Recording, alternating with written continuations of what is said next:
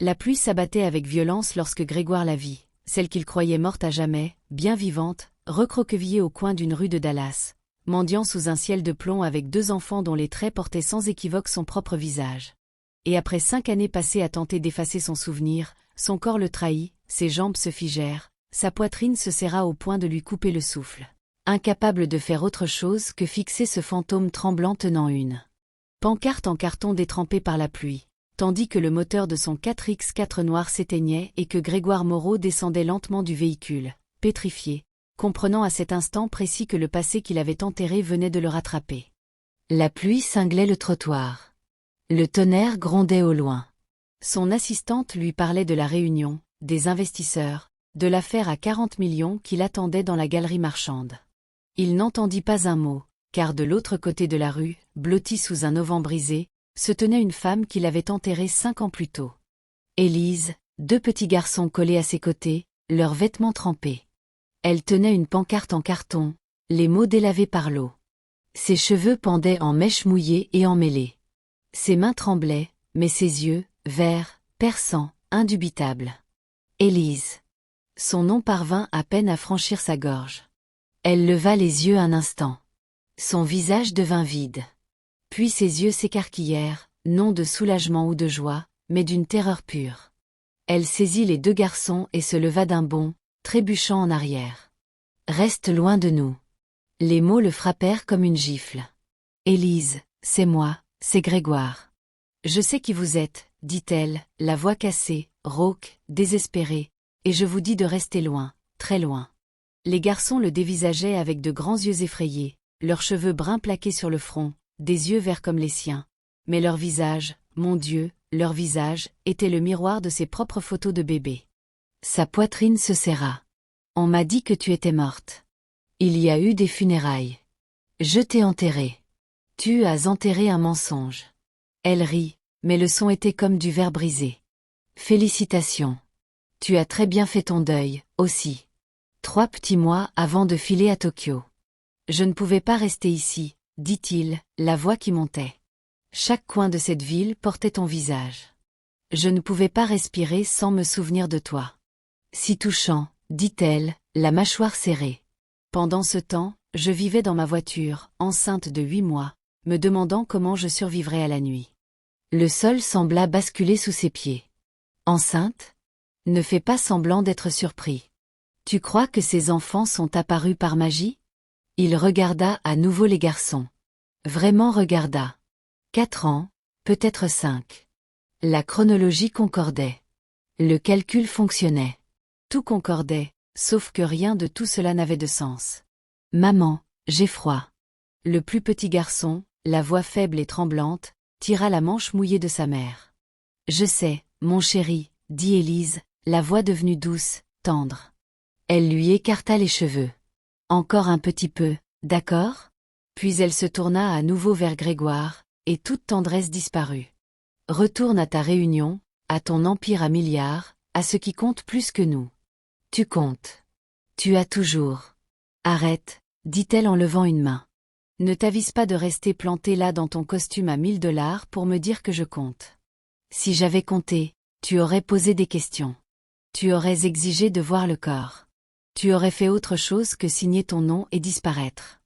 Je croyais que tu étais morte. » Les mots jaillirent de lui. « Qu'est-ce que j'étais censée faire ? » « Te battre, » dit-elle, la voix brisée. « Tu étais censé te battre pour moi. » Une voiture éclaboussa une flaque à proximité, projetant de l'eau froide sur eux. Les garçons sursautèrent. Élise les attira plus près, les protégeant de son corps. Les mains de Grégoire se serrèrent en poing. « Dis-moi ce qui s'est passé, je t'en prie. » Elle le dévisagea un long moment. La pluie dégoulinait de son menton. Tout son corps tremblait de froid ou de colère, il ne savait pas dire. « Ta mère est venue à notre appartement, » dit-elle finalement, la voix neutre. « Le lendemain du mariage. Elle a dit que j'étais une traînée de bas étage. Elle a dit que je t'avais piégé avec mon joli minois et mon histoire à pleurer. Elle m'a offert 2 millions pour disparaître. » Son estomac se serra. Non, elle ne ferait pas ça. Elle l'a fait. 2 millions, Grégoire. Tout ce que j'avais à faire, c'était signer des papiers disant que le mariage n'avait jamais eu lieu et sortir de ta vie. Je n'ai jamais signé d'annulation. Je ne l'aurais jamais fait, parce que j'ai dit non, dit-elle, les yeux enflammés. Je lui ai dit que je t'aimais, qu'on s'en sortirait ensemble. Que l'argent n'avait pas d'importance. Alors pourquoi? Ensuite, l'avocat de ton père est venu une semaine plus tard avec la même offre, 3 millions cette fois. Quand j'ai refusé à nouveau, il m'a regardé droit dans les yeux et a dit « Vous faites une erreur ». Le sang de Grégoire se glaça. « Qu'est-ce que tu insinues ?» Je dis que 3 semaines plus tard, notre appartement a pris feu au milieu de la nuit. Sa voix chuchota. J'ai à peine pu sortir. Je me suis réveillée dans un hôpital de l'Oklahoma sans aucun souvenir de comment j'y étais arrivée. Pas de papier, pas de téléphone, rien.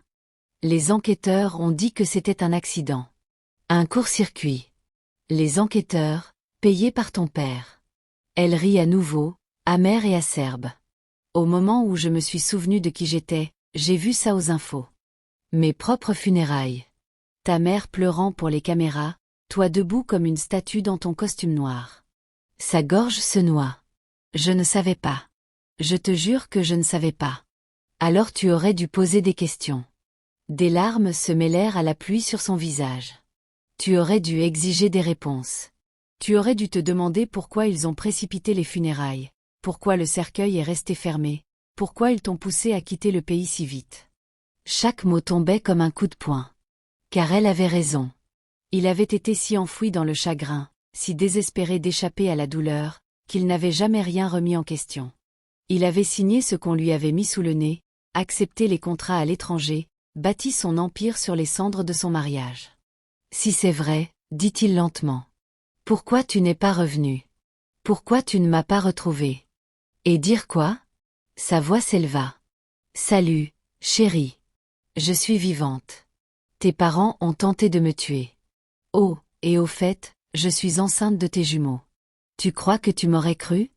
Je t'aurais cru. Tu aurais appelé la sécurité, le coup ATL. Tu aurais pensé que j'étais une folle qui essayait de t'escroquer, parce que c'est ce que tes parents t'auraient dit. Il ouvrit la bouche, la referma, car au fond, il n'était pas sûr qu'elle ait tort. Le garçon de gauche se mit à pleurer. Pas fort, juste de petits gémissements doux, fatigués. Élise s'accroupit, lui chuchota quelque chose à l'oreille et l'embrassa sur le front. Quand elle se releva, son visage était de pierre. On en a fini ici. Oublie que tu nous as vus. Je ne peux pas faire ça. Tu l'as fait pendant 5 ans. Tu y arriveras. Elle se tourna, entraînant les garçons avec elle. Élise, attends. Adieu, Grégoire. Je ne quitte pas Dallas, cria-t-il par-dessus la pluie. Je reste cette fois. Je te le jure. Elle ne se retourna pas, continua de marcher, ses garçons trébuchant à ses côtés, disparaissant dans la tempête. Grégoire resta là, trempé jusqu'aux os, tremblant. Son assistante apparut à ses côtés, le téléphone à la main, le visage pâle. Monsieur, les investisseurs viennent de se retirer. Ils ont dit que si vous ne pouvez pas venir, ils ne peuvent pas vous faire confiance avec leur argent. Bien, dit Grégoire, la voix creuse. Bien, monsieur? C'était 40 millions. Je m'en fous. Il sortit son téléphone avec des mains tremblantes et composa. 3 sonneries. Puis la voix de son père, lisse et contrôlée. Grégoire, où es-tu? L'affaire. As-tu essayé de tuer Élise? Un silence long et étouffant. L'as-tu fait? La voix de Grégoire devint dangereusement basse. Mon fils, je ne sais pas ce que tu crois. Réponds à la question. Une autre pause. Puis, nous avons fait ce que nous devions faire. Cette fille allait te détruire. Le monde cessa de tourner. Vous avez tenté d'assassiner ma femme. Nous avons tenté de te sauver. La voix de son père resta calme. Trop calme. Elle était enceinte, Grégoire. Elle essayait de te piéger avec un bébé. Nous lui avons donné des options. De l'argent, un avenir ailleurs. Elle a refusé, alors nous avons fait un choix. Vous avez tué quelqu'un, dit-il, la voix tremblante. Vous avez mis un corps dans un cercueil et vous m'avez laissé l'enterrer en croyant que c'était elle. Une femme sans abri. Pas de famille pour la remarquer. Personne pour poser des questions. L'estomac de Grégoire se retourna. Vous êtes un monstre. Je suis un père qui a protégé son fils. Il raccrocha avant de dire quelque chose qu'il regretterait. Son assistante le regardait, les yeux écarquillés. Monsieur, qu'est-ce qui vient de se passer? Ma femme est vivante. Grégoire leva les yeux vers le ciel trempé de pluie. Et mes parents ont tenté de la tuer. Votre femme est... Je croyais qu'elle était morte il y a 5 ans. Moi aussi. Il se mit à marcher vers son 4x4, une détermination se durcissant dans sa poitrine. Annule tout. Chaque réunion, chaque affaire. Je me fiche du coup. Mais, monsieur, il me faut retrouver ma femme et mes fils. Vos fils? Oui. Un sourire grave effleura ses lèvres. Les fils dont je ne connaissais pas l'existence il y a 10 minutes. Il monta dans le 4x4, l'eau dégoulinant de son costume sur les sièges en cuir. Conduis-moi à tous les abris de Dallas, toutes les églises, toutes les soupes populaires, partout où une personne avec 2 enfants pourrait chercher à s'abriter de la pluie. Le chauffeur jeta un coup d'œil dans le rétroviseur. Monsieur, ça pourrait prendre toute la nuit. Alors ça prendra toute la nuit. La mâchoire de Grégoire se serra. Je l'ai perdue une fois. Je ne la reperdrai pas. Le 4x4 s'engagea dans la circulation. Les essuie-glaces luttaient contre l'averse. Et pour la première fois en 5 ans, Grégoire Moreau avait un but qui comptait plus que l'argent. Il devait retrouver sa famille avant qu'il ne soit trop tard. 3 jours plus tard, Grégoire avait vérifié 42 abris et n'avait pas dormi plus de 4 heures en tout. Son assistante avait démissionné le 2e jour. Son père avait appelé 20 fois. Grégoire bloqua le numéro. Sa mère se présenta à son hôtel le 3e jour. Grégoire, c'est insensé. Elle se tenait sur le seuil de sa suite, son sac à main de créateur serré contre elle. Tu détruis tout ce que nous avons bâti. Tout ce que vous avez bâti sur des mensonges. Il ne leva pas les yeux de son ordinateur portable. Une autre liste d'abris. Une autre série d'adresses. Cette fille te manipule. Elle s'appelle Élise et c'est ma femme. Ton mariage a été annulé. Non, il ne l'a pas été. Il la regarda enfin. Je n'ai jamais rien signé, ce qui signifie que je suis toujours légalement marié, ce qui signifie que ces garçons sont mes fils légitimes. Le visage de sa mère blêmit. Quels garçons? Mes fils. Vos petits-fils. Ceux que vous avez tenté d'effacer. Elle s'assit lourdement sur le canapé. Grégoire, tu dois comprendre. Nous protégions le nom de la famille.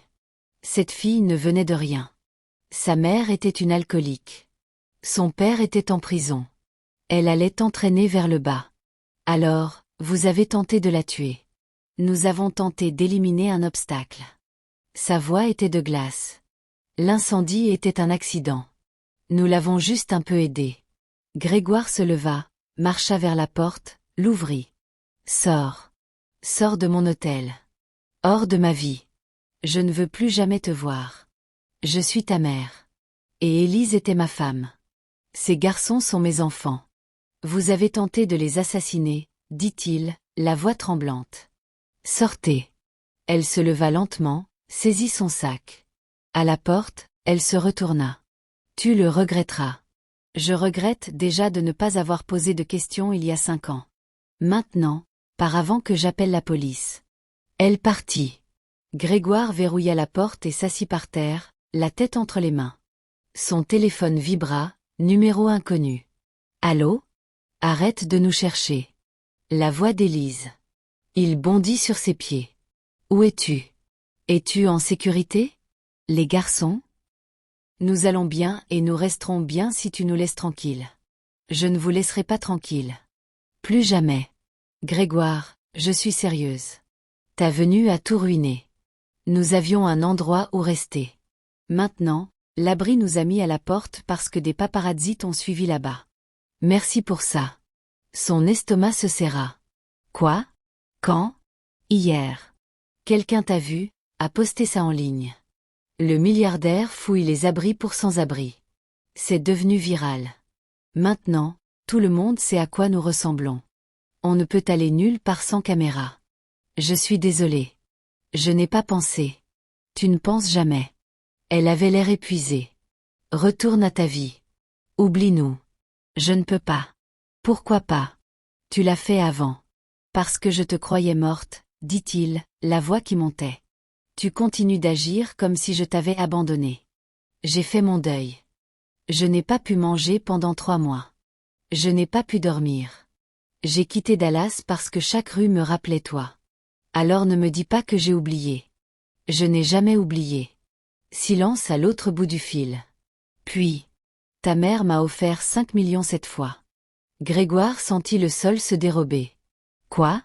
Elle nous a trouvés hier. Elle est venue à l'abri avant qu'on ne soit expulsé. Elle a dit qu'elle me donnerait 5 millions pour prendre les garçons et disparaître pour de bon. Te faire croire que nous n'avions jamais existé. Dis-moi que tu n'as pas accepté. Bien sûr que non, dit Élise, la voix cassée. Mais j'ai peur, Grégoire. Ta famille a de l'argent, du pouvoir. Ils m'ont fait disparaître une fois. Ils peuvent recommencer. Pas cette fois. Je ne suis plus un gamin. J'ai mon propre argent, mon propre pouvoir. Et que vas-tu faire? Nous acheter une maison? Jouer au papa pendant quelques mois jusqu'à ce que ça devienne difficile. Je vais vous protéger. Nous n'avons pas besoin de protection. Nous avons besoin que tu nous laisses tranquilles. La ligne fut coupée. Grégoire fixa son téléphone. Puis il passa un appel. Porteur, c'est Grégoire Moreau. J'ai besoin d'un avocat. Le meilleur que tu aies. 2 jours plus tard, Grégoire se tenait devant un motel délabré à l'est de Dallas. Un détective privé avait finalement retrouvé la trace d'Élise. Il frappa à la porte du 14. La porte s'entr'ouvrit. Le visage d'Élise apparut, méfiant. Comment nous as-tu trouvés? J'ai engagé quelqu'un. Je peux entrer? Non. Élise, je t'en prie. 5 minutes. C'est tout ce que je demande. Elle le dévisagea un long moment. Puis elle ouvrit la porte. La chambre était petite. Un lit d'enfant qui semblait venir d'un magasin d'occasion. Les 2 garçons jouaient par terre avec des petites voitures qui en avaient vu d'autres. Ils levèrent les yeux quand Grégoire entra. Celui de gauche, celui qui pleurait, se cacha derrière son frère. C'est bon, Timéo. La voix d'Élise se fit douce. Il ne te fera pas de mal. Timéo. C'était donc son nom. Et ça, c'est Nathan. Elle désigna l'autre garçon qui regardait Grégoire avec des yeux curieux. Nathan. Timéo. Ses fils. Salut, dit doucement Grégoire. Il s'agenouilla à leur hauteur. Je suis Grégoire. Je sais, dit Nathan. Tu es l'homme de la pluie. Oui, c'est moi. Timéo se risqua à regarder derrière son frère. Est-ce que tu vas faire pleurer maman encore? Les mots frappèrent plus fort qu'un coup de poing. Non, dit Grégoire. Je vais faire très attention pour que ça n'arrive pas. Élise tira une chaise de la petite table. Tu as dit 5 minutes. Parle. Grégoire se releva, lui fit face. J'ai déposé des papiers légaux ce matin. Des ordonnances d'éloignement contre mes 2 parents. Ils ne peuvent pas s'approcher à moins de 150 mètres de toi ou des garçons. Ses sourcils se levèrent. Tu as obtenu une ordonnance d'éloignement contre tes propres parents après ce qu'ils ont fait? Oui. Ils vont contester. Qu'ils essaient. J'ai des avocats qui font ressembler les leurs à des gardiens de centre commercial. Il sortit une enveloppe de sa veste. J'ai aussi créé un fonds en fidéicommis pour Timéo et Nathan, 15 millions chacun. Ils ne pourront pas y toucher avant 25 ans, mais c'est à eux. Sans condition. Élise ne prit pas l'enveloppe. Je ne veux pas de ton argent. Ce n'est pas pour toi. C'est pour eux.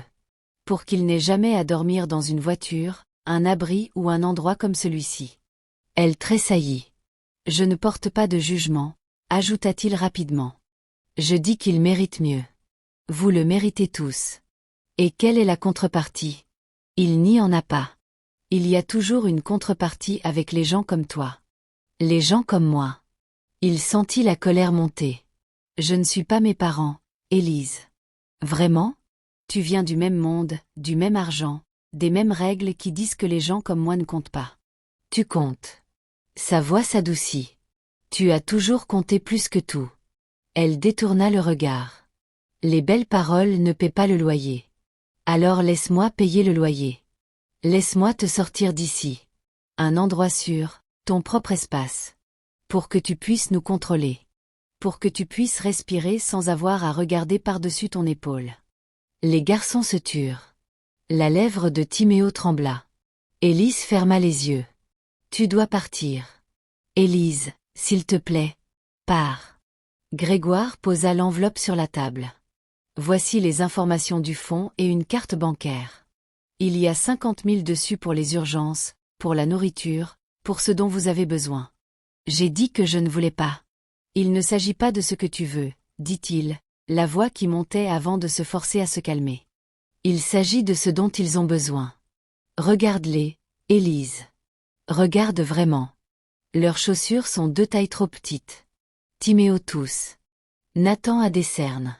Tu fais de ton mieux, mais tu ne devrais pas avoir à le faire seul. Des larmes emplirent ses yeux.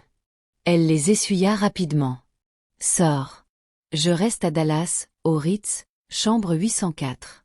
Si tu as besoin de quoi que ce soit. Je n'aurai besoin de rien. Si tu changes d'avis. Je ne changerai pas d'avis. Il regarda Timéo et Nathan une dernière fois. Ses fils, 4 ans, et il avait tout manqué. Les premiers pas, les premiers mots, toutes les premières fois. Je suis désolé, dit-il doucement. Pour tout. Puis il partit. Cette nuit-là, Élise s'assit sur le lit du motel, fixant la carte bancaire. 50 000.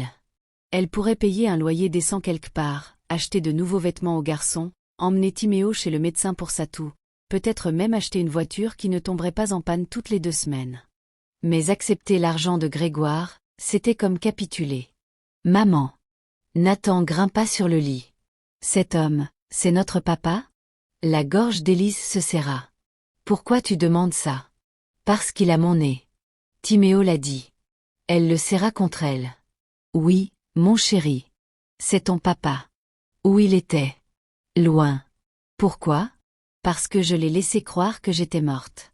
Parce que ses parents sont des monstres. Parce que la vie est compliquée et que les enfants de 4 ans ne devraient pas avoir à comprendre ça. Il ne savait pas pour nous? Dit-elle à la place. Il le sait maintenant? Oui, il sait. Il va rester? C'était la question, n'est-ce pas? Je ne sais pas. Nathan resta silencieux un instant, puis? J'espère que oui. Il a l'air gentil. Élise l'embrassa sur le haut de la tête. Va dormir. D'accord. Après que les garçons se furent endormis, elle s'assit à la table bancale et chercha le nom de Grégoire sur Internet. Les résultats la rendirent malade. Grégoire Moreau, le milliardaire de la tech, de retour à Dallas. Moreau Industries rompt les liens avec l'empire familial. Dernière minute, Grégoire Moreau obtient une ordonnance d'éloignement contre ses parents. Puis les articles des tabloïds. L'épouse morte vivante. Le scandale secret de Moreau. Les enfants cachés du milliardaire refont surface. Quelqu'un avait pris des photos. Elle et les garçons devant le motel. Les commentaires étaient brutaux. Une chasseuse de fortune a simulé sa mort. Elle est clairement après son argent. Ces gosses ne sont probablement même pas de lui. Élise ferma l'ordinateur avant de le jeter à travers la pièce. Le lendemain matin, quelqu'un frappa à la porte du motel à 6 heures. Élise ouvrit et trouva une femme en tailleur tenant une mallette. Madame Moreau, je suis Clara Dubois. Je suis avocate chez Morin et Associés. Maître Grégoire Moreau m'a engagée pour vous représenter. Je n'ai pas besoin d'avocat. En fait, si. Ses parents ont déposé une plainte ce matin. Il invoque l'aliénation parentale et réclame la garde des jumeaux. Le monde bascula. Ils ont quoi? Ils argumentent que puisque Maître Moreau est le père biologique et que vous avez tenu les enfants éloignés de lui pendant 4 ans, vous êtes inapte. Ils demandent la garde d'urgence en attendant une audience complète. Élise ne pouvait plus respirer. Ils ne peuvent pas faire ça. Ils essaient. C'est pourquoi vous avez besoin d'une représentation. Clara sortit des documents de sa mallette. Maître Moreau dépose également une demande de garde partagée, mais il insiste pour que vous conserviez la garde physique principale. Il ne demande que des droits de visite. C'est lui qui vous a envoyé. Il pensait que vous raccrocheriez s'il appelait. Intelligent. Élise regarda les garçons encore endormis sur le lit. Si je ne me bats pas, dit-elle lentement, que se passe-t-il? Ses parents pourraient gagner. Ils ont des ressources. Ils vont affirmer que vous êtes sans domicile, sans emploi, que les enfants vivent dans la pauvreté. Un juge pourrait leur donner raison. Et si je me bats, avec le soutien de Maître Moreau et son témoignage sur ce que ses parents ont fait il y a 5 ans, vous avez un dossier solide, mais vous devez accepter son aide. Voilà, la contrepartie. Laissez-moi deviner, il vous paie.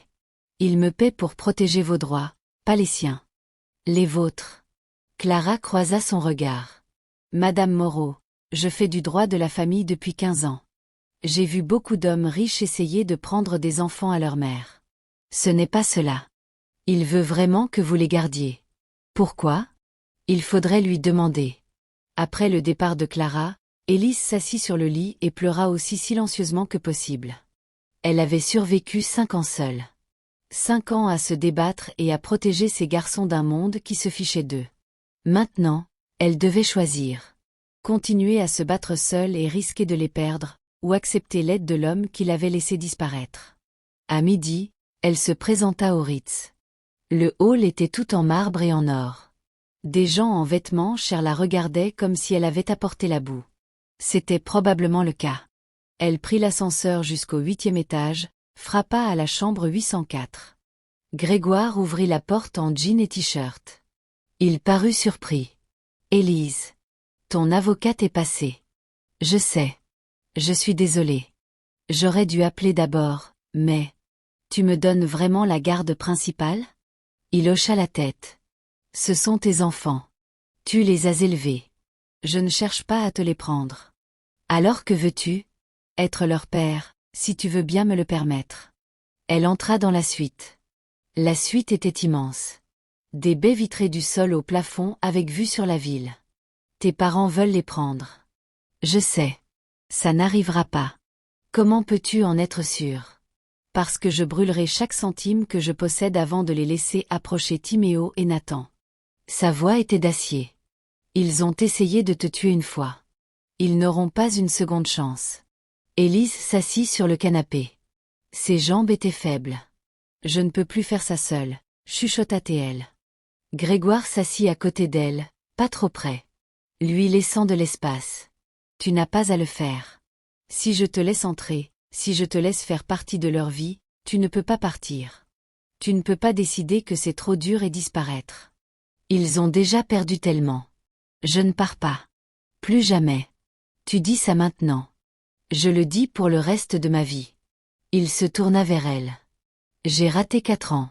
4 ans d'anniversaire, de coucher et de tout ce qui comptait. Je ne raterai pas un jour de plus. Elle voulait le croire. Mon Dieu, comme elle voulait le croire. J'ai besoin de temps pour te faire à nouveau confiance. Prends tout le temps qu'il te faut. J'attendrai. Et je n'emménage pas avec toi ou quoi que ce soit de fou comme ça. Je ne te le demanderai pas, mais laisse-moi te trouver un appartement sûr. Laisse-moi m'occuper des aspects légaux. Laisse-moi être là pour eux. Elle le regarda. Le regarda vraiment. Le Grégoire qu'elle avait épousé était plus doux, plus jeune.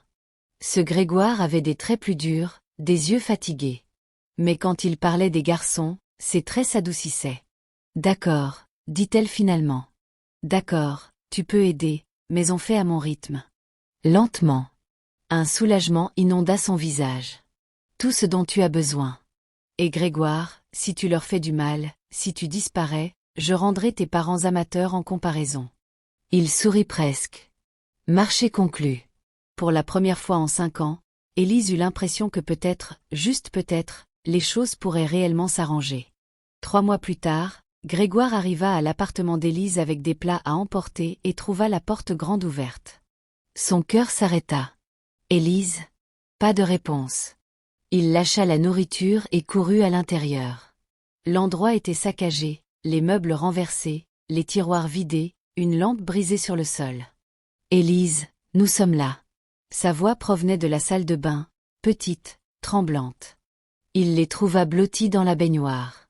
Élise tenant les 2 garçons contre elle, un couteau de cuisine à la main. Que s'est-il passé? Ta mère. Le visage d'Élise était blême. Elle a contourné l'ordonnance d'éloignement. Elle avait 2 hommes avec elle. Ils ont essayé de prendre les garçons. La vision de Grégoire devint rouge. Où est-elle maintenant? Partie. J'ai appelé le 17. Ils sont partis avant l'arrivée des policiers. Timéo pleurait. Nathan fixait le vide. Grégoire sortit son téléphone, les mains tremblantes de rage. Je vais régler ça ce soir. Grégoire, non. Mais il composait déjà. 1 heure plus tard, Grégoire entra pour la dernière fois dans la propriété de ses parents. Son père était assis dans son bureau, un verre à la main. Sa mère se tenait près de la fenêtre. Enfin, dit son père. Tu as retrouvé la raison. Grégoire referma la porte, la verrouilla. Vous êtes entrés par effraction dans l'appartement d'Élise. Nous récupérions nos petits-enfants dans un environnement inadéquat. Vous les avez terrorisés. Timéo n'arrête pas de pleurer. Nathan ne parle plus. Sa mère se retourna. Ils s'en remettront. Les enfants sont résilients. Quelque chose céda en Grégoire. Il sortit son téléphone et joua un enregistrement. La voix de sa mère, claire comme de l'eau de roche. Nous avons payé 50 000 pour cet incendie. Ça valait chaque centime. La voix de son père. On aurait dû payer plus. Le travail a été bâclé. Leurs 2 visages pâlirent. Où as-tu eu ça? Exigea son père. Daniel, tu te souviens de lui? Mon ancien assistant. Celui que tu as licencié pour manque de loyauté. Il s'avère qu'il a gardé des enregistrements, beaucoup d'enregistrements. La voix de Grégoire était de glace. Des conversations sur la corruption du médecin légiste, sur le paiement des enquêteurs, sur la femme sans-abri que vous avez assassinée et mise à la place d'Élise. C'est un enregistrement illégal. Inadmissible en justice. Au tribunal, peut-être, mais pas sur Internet. Grégoire brandit son téléphone.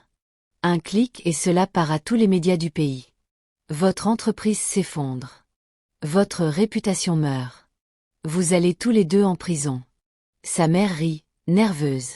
Tu ne ferais pas ça. Nous sommes tes parents. Vous avez tenté d'enlever mes enfants aujourd'hui. Faites-moi confiance.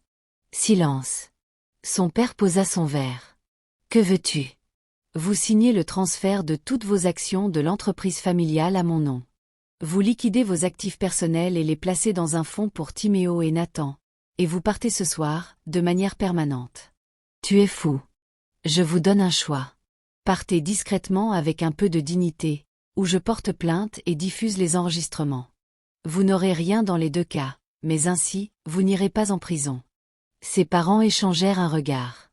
Nous avons besoin de temps pour réfléchir. Vous avez 60 secondes. Le doigt de Grégoire planait sur son téléphone. 59, 58. Attends. 45. Son père craqua le premier. D'accord. Nous signerons ce soir. Mes avocats sont dehors. Vous signez tout maintenant ou l'accord est rompu. 2 heures plus tard, Grégoire quitta cette maison pour la dernière fois. Ses parents faisaient déjà leurs valises. Il conduisit jusqu'à l'appartement d'Élise. La police était toujours là, recueillant des déclarations. Élise était assise sur le canapé, les bras autour d'elle-même. Les garçons étaient chez une voisine. C'est réglé, dit doucement Grégoire. Ils quittent Dallas. Ils ne vous embêteront plus. Comment peux-tu en être sûr? Parce que je m'en suis assuré. Il s'assit à côté d'elle. Ils sont partis, Élise. Vraiment partis cette fois? Elle se mit à pleurer. Pas des pleurs de tristesse. Des pleurs de soulagement. 5 ans de peur qui se déversaient. Grégoire la prit dans ses bras. Elle ne résista pas. Je ne peux plus faire ça, chuchota-t-elle contre sa poitrine. Son cœur se serra. Faire quoi?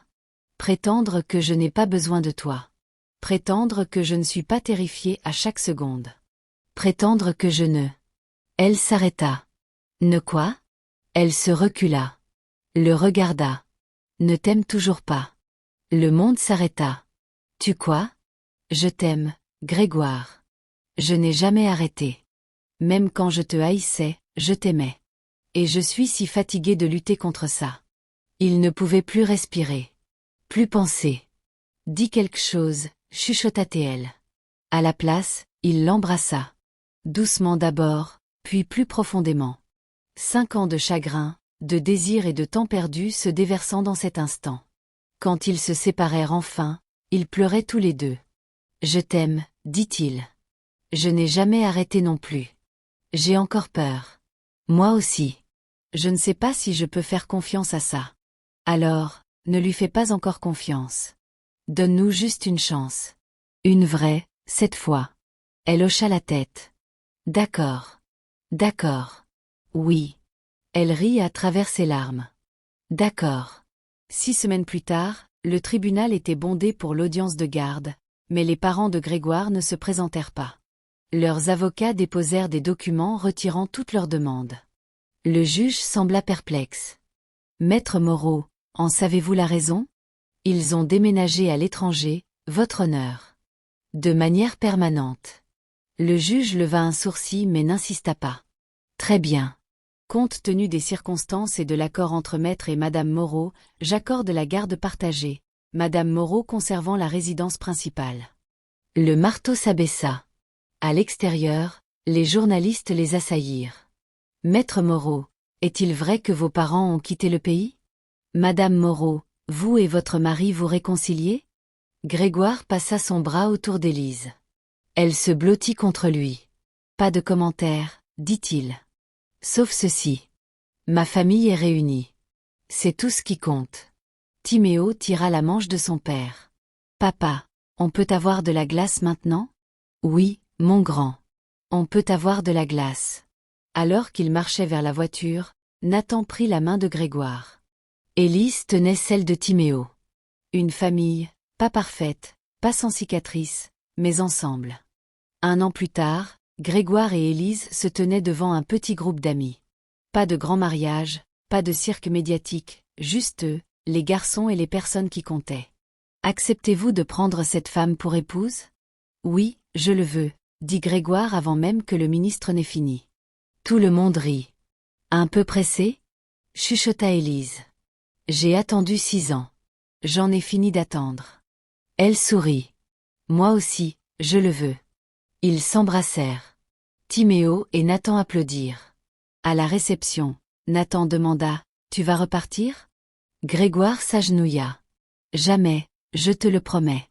Tu es coincé avec moi pour toujours. »« Tant mieux, » dit Timéo.